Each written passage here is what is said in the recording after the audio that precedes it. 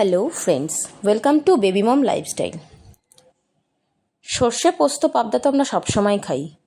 চলো আজকে তোমাদের আমি দেখাবো একটু অন্যরকমভাবে পাবদা মাছের একটা রেসিপি। চলো দেখে নেওয়া যাক। এখানে আমি 4 পিস মতো পাবদা মাছ ভালো করে ধুয়ে জল ঝরিয়ে নিয়েছি।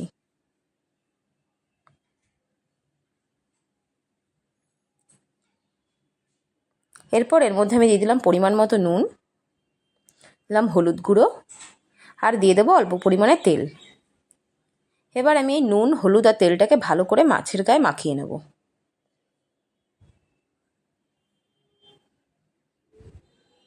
দেখো ভালো করে মাছের গায়ে মাখিয়ে নিয়েছি। এবার কড়াইতে আমি তেল গরম করে নেব। তেল গরম হয়ে গেলে আমি মাছগুলোকে ভালো করে ভেজে নেব।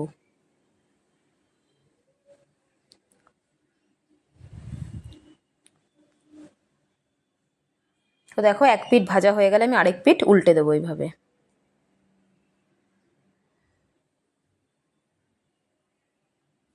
এরকমভাবে ভেজে আমি তুলে রাখবো একটা পাত্রে।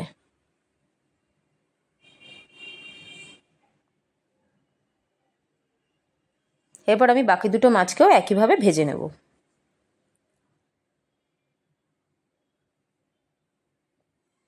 এবার মাছটা ভাজা হতে হতে আমি মশলাটা তৈরি করে নেব।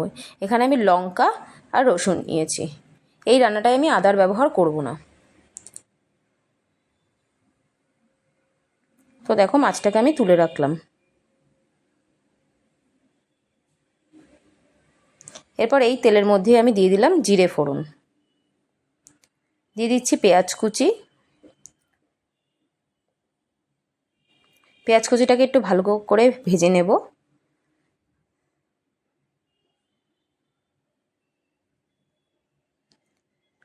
দেখো পেঁয়াজটাকে আমি এরকমভাবে ভেজে নিলাম। পেঁয়াজটা ভাজা হয়ে গেলে এর মধ্যে আমি দিয়ে দেবো টমেটো কুচি,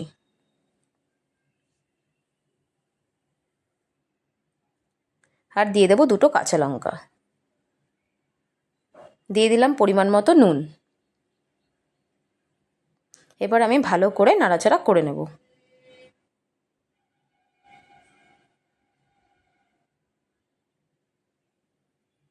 নাড়াচাড়া করতে করতে দেখো টমেটোটা একদম মজে যাবে।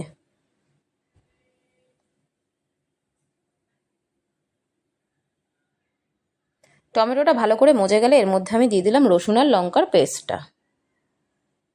এর মধ্যে দিয়ে দিলাম জিরে গুঁড়ো, দিয়ে দিলাম ধনে গুঁড়ো, পরিমাণ মতো হলুদ, আর দেবো কাশ্মীরি লঙ্কার গুঁড়ো।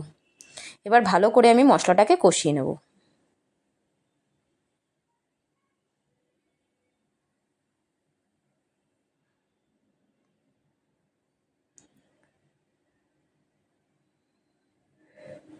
দেখো মশলাটাকে আমি ভালো করে কষিয়ে নিচ্ছি।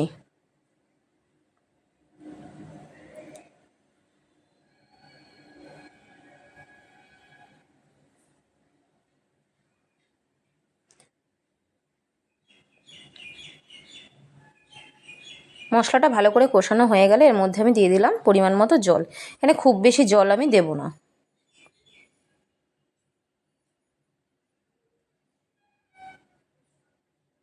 জলটা ফুটে গেলে আমি এর মধ্যে মাছগুলোকে ছেড়ে দেবো।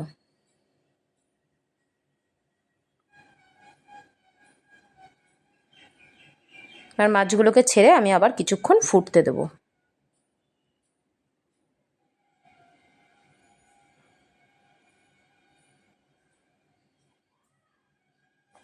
দেখো কিছুক্ষণ ফোটার পর আমি এর মধ্যে দিয়ে দিলাম গরম মশলা গুঁড়ো।